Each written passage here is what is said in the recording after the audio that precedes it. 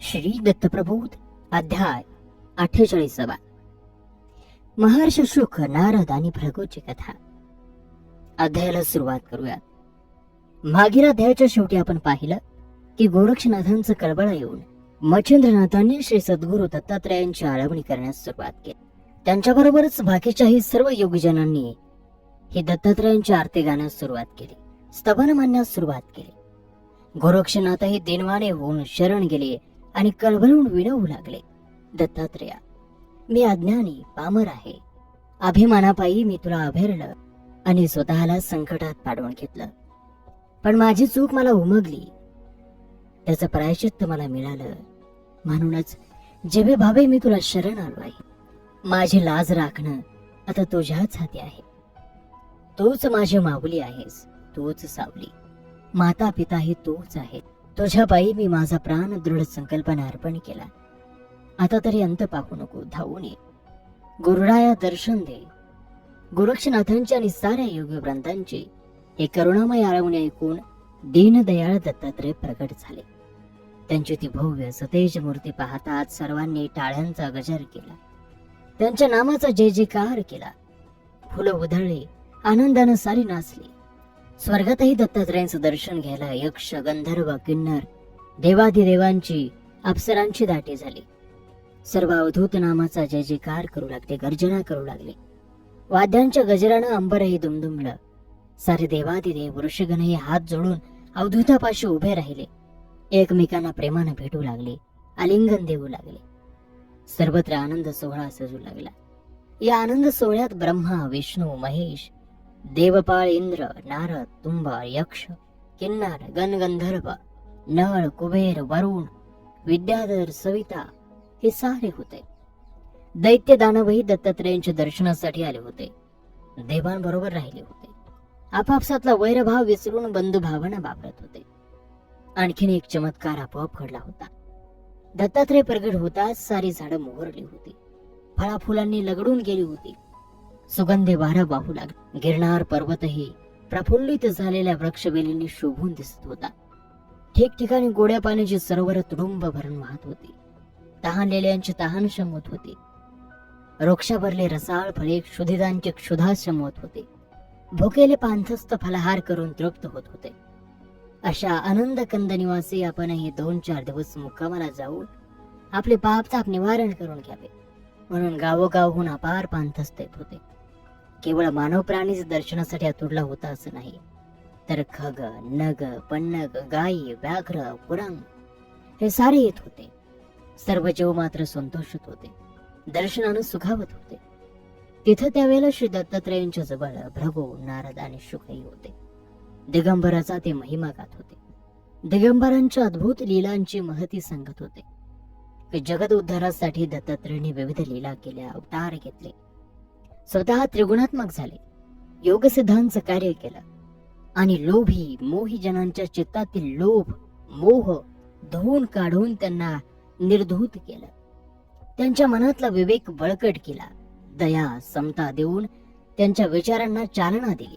त्या साधकांच्या नाना तऱ्हेच्या सत्व परीक्षा घेऊन त्यांना आच लावून पारखून घेतलं. सत्याच्या मुशीत त्यांना उतरवलं आणि त्यांच्या अनुपम अशा परीक्षा घेतल्या. शुकाची तपश्चर्या पूर्ण झाली होती. ते अध्यात्म ज्ञानात पारंगत झाले होते. योग साधनेत निपुण झाले होते. पण त्यांची ही सारी तपश्चर्या पढेक आणि तांत्रिक झाली होती. त्यांची परीक्षा घेण्यासाठी नृपवर जनकाने एक युक्ती योजली. अतिशय सुंदर शय्या एक शेज तयार केली. नाना साधनांनी ते शृंगारले. विविध पक्वान मिष्ठान्न तयार केले आणि आपल्या सुशील सुस्वरूप लावण्यमयी पत्नीला शुकाची सर्वार्थानं सेवा करण्यासाठी पाचारण केले. तिला सांगितलं, शुकाच्या सेवेत यत्किंचितही उणीव राहता कामा नाही. त्यांना सर्व प्रकारचं सुख देणं हे तुमच्या हाती आहे. शुकासंगे शय्यासोबतही तू कर आणि तुमच्या दोघात जे काही होईल ते तुम्हाला निसंकोचपणानं सांग. तुला कसलाही दोष लागणार नाही. तुला कोणताही पाप स्पर्श करणार नाही. जनकाची ही आज्ञा शिरसावंद मानून जनकाच्या पत्नीनं शुकाची सर्व तऱ्हेनं सेवा केली. अखेरीस आपल्या पतीचं स्मरण करून ती नग्न झाली आणि शुकाच्या शेजारी मंचकावर जाऊन झोपली. तिनं शुकाला दृढ आलिंगन दिलं. शुकाच्या ध्यानीमनही असलं काही घडेल अशी कल्पना नव्हती. त्यामुळे ह्या प्रकारानं ते बावचळले, गोंधळले, क्षणभर मोहबले. पण दुसऱ्याच क्षणी त्यांना त्यांच्या वैराग्याची आठवण झाली आणि त्यांनी जनकाच्या लावण्य संपन्न पत्नीला दूर लोटली. तिच्या मिठीतून आपली काय सोडवून घेतली. अस्वस्थ होऊन ते तळमळत राहील. शुकांचं मन भयभीत झालं. एक क्षणभर का होईना त्यांच्या मनात मोह निर्माण झाला. अशा प्रकारात रात्र संपली. सकाळ होताच राणी उठून गेली. तिनं पतीला रात्रीत घडलेली सगळी हकीकत सांगितली. शुकांचं वागणं कसं होतं तेही सांगितलं. शुकानं मोह आवरला, पण तो ही वासना जिंकून नाही. जनक शुकाला भेटायला आले आणि म्हणाले, काय आपल्या वैराग्याचा उपयोग? पढिक पंडितासारख्या वैराग्याचा आपण जप केला, पण आपलं कर्म मात्र विपरीत आहे. जे मी आपल्याला सांगितलं ते वाया घालवलं. आपलं अंतःकरण शुद्ध असतं, वासना रहित असतं, तर नग्न रमणी आपलं सत्वहरण करील अशी भीती आपल्याला कधीच वाटली नसती. पण आपलं मन शुद्ध नव्हतं, वासनेनं ते मळालेलं होतं. आणि म्हणून मी एक सुंदर स्त्री क्षणभर का होईना पण भोगाविषयी वाटली. आपली तपश्चर्या खरी असते तर आपण त्या नग्न स्त्रीला माता मानून तिच्या कुशीत शिरलं असतं आणि तिचं स्तनपान केलं असतं, तिला चिडकारलं नसतं. कामिनीचा एकच प्रकार योग्याला माहित असतो, तो म्हणजे कामिनी ही माता असते. विकाररहित मनाला कोणतीही स्त्री माता भासते. आपलं मन विकाररहित नाहीच. आपली साधना व्यर्थ आहे. आपलं वैराग्य, भगव वस्त्र सगळं व्यर्थ आहे. आपण नुसतं वैराग्याचं ढोंग करतो. जनकाचे हे शब्द शुकाचार्यांना झुंबले, लागले. त्यांच्या मनात अनुताप निर्माण झाला आणि त्यांनी जनकाचे पाय धरले, उपदेश मागितला, कृपेची याचना केली. जनकानंही शुकांवर पूर्ण कृपा केली. सोपा वैराग्य मार्ग सांगितला. त्यांच्या हृदयात ज्ञानादीप उजळवला आणि अज्ञान खोपा मोडून टाकला. याचाच उपयोग पुढे शुकाचार्यांना झाला. त्यांच्या तपश्चर्येला भंग करण्यासाठी रंभा आलेली असतानाही ते आपल्या तपश्चर्येतून ढळले नाहीत.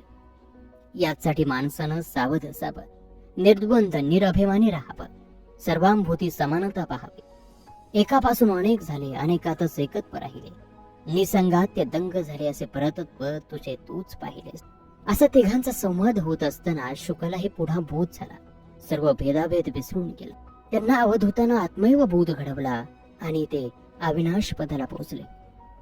शुकांच्या संदर्भात बोलता बोलताच सर्वांना श्रवणाचा लाभ झाला.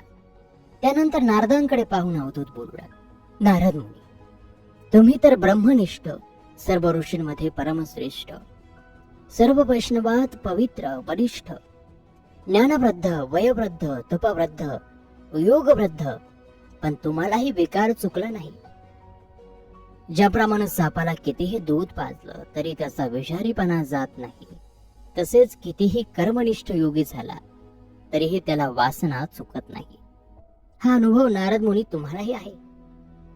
एकदा पाण्यात क्रीडा करणारे प्रणयात धुंद जलचर तुम्ही पाहिलेत आणि तुमच्या मनात आलं, आयुष्यात आपण काहीच उपभोगलं नाही.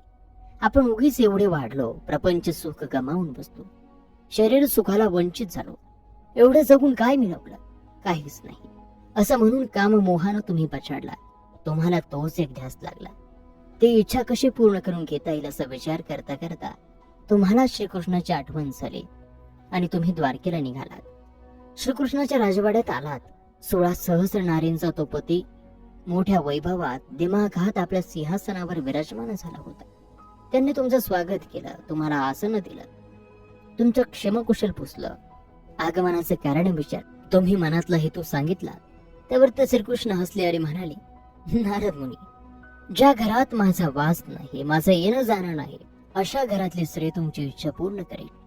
हे नारद मुनी, श्रीकृष्णांचं तुम्हाला उपदेश करणारं हे बोलणं पटलं नाही, कळलं नाही. त्यातला क्लेश समजून घेणे इतका विवेक तुमच्या जवळ त्या वेळेला राहिला नव्हता. वासनेचा अग्नी अधिक प्रदीप्त होऊन तुम्ही घराघरातून कामिनी शोधत निघालात. पण द्वारकेतल्या प्रत्येक घरात तुम्हाला श्रीपतींचा वावर दिसला. एकही घर तुम्हाला मिळालं नाही. जिथं जाल तिथं तो श्रीपती होता. त्यांचा निवास ठाई ठाई होता, तरीही तुम्हाला कळालं नाही. तुम्ही द्वारकाधीशांवर चिडलात, चरफडलात, त्यांना नावं टिकल्या ठेवत तुम्ही द्वारका सोडली. तुमच्या मनातील वासनेची आग अजूनही शमलेली नव्हती. वाटेत तुम्ही एका सरोवरात स्नानासाठी उतरलात आणि काय आश्चर्य, तुम्ही स्वतःच एक लावण्यवती सुंदरी झालात. हा अवयवांमधला बदल पाहून तुम्ही लज्जित झालात, भयभीत झालात, पण तुमचं वासनेचं फळ तुम्हाला मिळालं होतं. ज्याप्रमाणे अळीचा भुंगा आपोआप होतो तसा तुमच्यामध्ये बदल झाला. माईक पुरुषानं तुमचा अंगीकार आणि त्यातूनच 60 संतानांचा जन्म झाला. प्रभवादी 60 पुत्र होते आणि एकच कन्या होती. तिचं नाव होतं कपिलाषष्ठी. हा एवढा मोठा प्रपंच सांभाळताना तुमची विषयाची आवड फार नष्ट झाली. तुमचं मन विटलं. शेवटी संसाराला कंटाळून तुम्ही पळालात. तेव्हा तो पुरुष साऱ्या प्रपंचासकट तुमच्या मागे लागले. तुमची गाळण उडाली. तुम्ही श्रीकृष्णाला शरण गेलात, त्यांची विनवणी केली आणि तेव्हा त्यांनी तुम्हाला त्या त्रासामधून सोडवलं आणि तुमचं पहिलं रूप दिलं. नारदा, तुम्ही तर खरे सिद्ध सधन. तुम्हाला हे लांछन लागायचं काहीच कारण नव्हतं, पण कुसंगामुळे दुर्गुण उत्पन्न झाला आणि तुमचं सज्ञान पण हरपलं. पण श्रीहरी तुमचे कैवारी झाले. त्याने तुमचा भवभ्रम नष्ट केला, बुद्धी निष्काम केली आणि बोध दिला.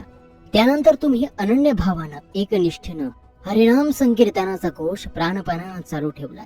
तुमच्यासारखे धन्य तुम्हीच. नारदा, तुम्ही मला माझ्या पित्यासमान आहात. तुमच्या भेटेनं मी आज धन्य झालो. असं म्हणून श्री दत्तात्रेयांनी नारदांना दृढ आलिंगन दिलं. त्यांच्या मस्तकावर वरदहस्त ठेवला. नारदांचीही त्या स्पर्शानं उन्मनी अवस्था झाली. साऱ्या जन्माचं सार्थक झालं. नारदांच्या नेत्रामधून आनंदाश्रू वाहू लागले. श्री दत्तात्रेय मग भृगु ऋषींकडे वळले आणि म्हणाले, महाराज भृगु, तू तर सर्व तपोधनांमध्ये श्रेष्ठ वरिष्ठ आहेस.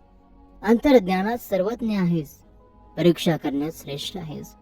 कोण कसा आहे, षड्गुणांचा कुठे वास आहे, सदैव संपन्न कोण आहे हे शोधण्यासाठी तू त्रैलोक्य धुंडाळायला बाहेर पडलास.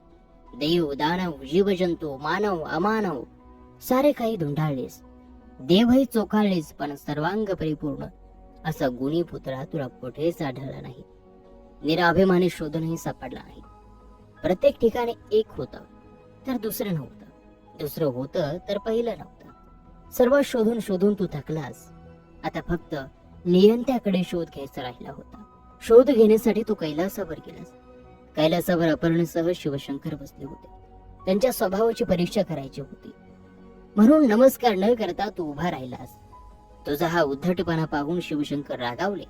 तू त्यांचा राग पाहताच काढता पाय घेतलास आणि ओळखलास की इथं तमोगुण आहे. मग तू सत्यलोकात ब्रह्मदेवाकडे गेलास. हा तर तुझा पिता, जन्मदाता होता. चतुर्मुख विधाता पाहूनही तू त्याला नमस्कार केला नाहीस, म्हणून तो रागावला. पण आपल्या मुलाला त्यानं क्षमा केली. त्यानं तुला बसायला आसन दिलं, तुझं क्षमकुशल पुसलं आणि लाडे लाडे तो पुत्र मोहाने बोलू लागला. तू तिथं न थांबता ओळखलास हा रजोगुण आहे. तू तिसऱ्या वेळेला क्षीरसागरात पोहलेल्या श्री भगवान विष्णूंपाशी गेलास. साक्षात विधिपुत्र भृगु येताना पाहून विष्णूने काय केलं? लक्ष्मीला आश्रमात पाठवून दिलं. कौस्तुभ हातात धरला आणि आपण झोपेत असल्याचा बहाणा केला. ब्राह्मण ज्या हेतूने आला तो त्याचा हेतू आपण जागे असताना सफल होणार नाही, म्हणून विष्णूने झोपेचं सोंग घेतलं आणि ब्राह्मण येण्याची आतुरतेने वाट पाहू लागले. श्री विष्णूंची निद्रा म्हणजे एकाग्रपणानं केलेलं ध्यान होतं. भृगु म्हणजे विष्णूंचा सासरा, लक्ष्मीचा पिता. त्याचे पाय घरी लागणं म्हणजे केवढं मोठं भाग्य. त्याचा योग्य सत्कार करण्यासाठी विष्णू उत्सुक होते. पण सासरा तर दारात परीक्षा घ्यायला हजर झाला होता. परीक्षा घेताना कोपलास तर मुलगी घरात नसावी, म्हणून विष्णूनं पत्नीला दूर पाठवलं होतं. त्याचप्रमाणे सासऱ्यानं केलेला आपला कमीपणा बायकोनं पाहू नये अशी ही अपेक्षा त्यामागे होतीच. भृगु, तुझ्या लत्ता प्रहारासाठी तो उत्सुक होता. तू लाथ मारल्यानंतर तुझ्या पायाला कौस्तुभ लागू नये म्हणून त्यांनी तो छातीवरच काढून हातात धरला होता आणि एवढ्याच साठी हृदयात निमग्नता आणली होती की ब्राह्मणाचा डावा पाय अतिशय पवित्र असतो. गंगा, यमुना, सरस्वती, रेवा, तापी, भागीरथी अशा साऱ्या नद्या आणि सारी तीर्थ, सप्तद्वीप, सप्तसागर हे सारे समग्र द्विजाच्या डाव्या पायात असतात. डाव्या पायाच्या अंगठ्यात तर सारे तीर्थ वास करतात. असं म्हणतात, या द्विज दक्षिण पादांगुष्टीच्या स्पर्शानं कोटी पुण्य पर्वाचा लाभ होतो. त्या प्रसादाचं गोष ते जाणत होते आणि म्हणून निम्न हृदय करून ते विधी तनयाची वाट पाहत होते. इतक्यात तू तिथं गेलास. श्री विष्णू झोपले होते. खूप वेळ तू उभा राहिलास आणि आपलं आतिथ्य करायला, सत्कार करायला कोणी नाही असं पाहून संतापलास आणि पुढं होऊन तू विष्णूंच्या छातीवर लाथ मारलीस आणि वेगाने पळालास. पण जागा झालेला विष्णूही तुझ्या मागे धावला आणि त्याने तुला पकडलं. तुझ्या पायावरती डोकं ठेवलं, तुला बसायला आसन दिलं आणि विचारलं, महाराज, माझ्यासारख्याच्या कठीण हृदयावर लाथ मारून तुमचे चरण दुखावले तरी गेले नाहीत ना? अपार दुःख सोसावं लागलं नाही ना? विष्णूंचे हे बोल ऐकताच भृगू तुझ्या डोळ्यांमधून गळगळा अश्रू वाहू लागले. तुला तुझा शोध मिळाला होता. षडगुण संपन्न असा सखा तुला लाभला होता. तू उठून विष्णूला दृढ आलिंगन दिलंस आणि त्यांच्याशी एकरूप एकलय झालास. दत्तात्रयांचं हे आख्यान संपताच तेच ते विष्णूंची कौस्तुभ वैजयंती धारण केलेली पीत वस्त्र नेसलेली श्यामसुंदर सुहास्य मूर्ती भृगूला दिसू लागली. सद्गदित होऊन भृगू धावत निघाले आणि श्री दत्तात्रयांचे पाय धरून कळवळ्या सुरात करुणा भागू लागले. हे दयावंत लक्ष्मीश्वरा, मी तुला न ओळखता अभिमानानं अंध होऊन लाथ मारली. मला क्षमा कर. सारे युगे आश्चर्यानं पाहत राहिले की अवधूताचे पाय धरून भृगू लक्ष्मीश्वराला मला माफ करा असं कसं काय सांगतो आहे. नारदानं अवधूतांना विनंती केली की जे रमा माधवाचे दिव्य दर्शन तुम्ही भृगूला घडवले ते आम्हालाही घडवा. नारदांच्या विनंतीला मान देऊन अवधूतानं ते साजिर गोजिर रूपदर्शन सर्व भक्तांना घडवलं. सर्व आनंदात मग्न होते. एवढ्यात श्री दत्तात्रयांनी भृगूला सांगितलं, भृगू महाराज, तो श्री विष्णू आणि हा पूर्ण योग्यतेचा माणूस शोधलास, पण पुढचा सगळा घात झाला. तुला क्षमा करून श्री विष्णूंनी तुझा सत्कार केला, तुला निरोप दिला. थोड्या वेळाने लक्ष्मी आली. विष्णूंचे पाय चोरू लागले. विष्णूंचे पाय लक्ष्मीच्या हातात होते. ती पाय चोरण्यात मग्न होते. इतक्यात विष्णू ज्या शेषावर पहोटले होते तो फणीवर गदगदून हसू लागला. लक्ष्मी माताला राहपला नाही आणि म्हणून तिने त्याला त्याच्या हसण्याचं कारण विचारलं. तेव्हा त्याने भृगुऋषी आले होते इथपासून सगळा घडलेला वृत्तांत सांगितला. त्याचाही सांगणं ऐकून लक्ष्मीला भयंकर संताप आला. तिने भृगूला शाप देण्यासाठी हातात पाणी घेतलं. ते कळल्यामुळे विष्णूने तिला शांत केलं. ब्राह्मण म्हणजे माझी काया, मी त्याचा प्राण, तू त्याला काहीही करू शकणार नाहीस असं सांगितलं. लक्ष्मीलाही आपला अपनकार आवरेना. ती म्हणाली, हाती घेतलेलं हे पाणी मंत्र पाणी मी तसंच व्यर्थ दवडणार नाही. ब्राह्मण जळून भस्म झाला नाही तर तू जन्मभर दरिद्री राहील. त्याला पैशासाठी मानहानी सहन करावी लागेल. अन्नान दशा प्राप्त होऊन दारोदार हिंडावं लागेल. की लक्ष्मीची शापवाणी ऐकून भृगू तुला राग आला की आपल्या मुलीनं आपल्याला शाप दिला. तेव्हा तूही तुझ्या मुलीला शापलंस की तुला अनेक लोक भोगतील. तू कधीही एका जागी स्थिर राहणार नाहीस. तू एकाशी कधीच रत होऊन राहणार नाहीस. तू सदा सर्वदा जारीन म्हणून जगात वावरशील. हा दुर्गुण तुला कायम चिकटून राहील. अशा प्रकारे तुम्ही दोघांनी परस्परांना शाप दिलाय. ही उभय पक्षी घातक अशीच कृती होती. भृगू तुला हे न शोभणारं वर्तन तू केलंस. हे अविवेकपणाचं लक्षण होतं. तुझ्यासारख्या तापसी माणसानं असं वागणं सर्वस्वी चूक आहे. तुम्ही दोघं एकमेकांना शाप देऊन मोकळे झाला. तुम्हाला दोघांना त्याचा त्रास काहीच झाला नाही. तो त्रास पुढच्या पिढ्या भोगणार आहेत. कुठल्याही कर्माचा अभिमान हा असा घातक असतो. तो तपाची, श्रमाची अगदी माती करतो, सर्वस्वाचा नाश करतो. याचा अनुभव गोरक्षनाथालाही आला आहे. आणि म्हणून अजून तरी सावध होऊन शांती, क्षमा, दयेचा अंगीकार करा आणि अहंकार सोडून द्या. आणि श्रोतो, या दिव्य बोधाबरोबरच आजचा हा 48वा अध्याय समाप्त होत आहे.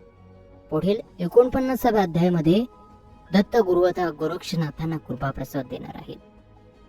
तो 49वा अध्याय पाहायला ऐकायला विसरू नका.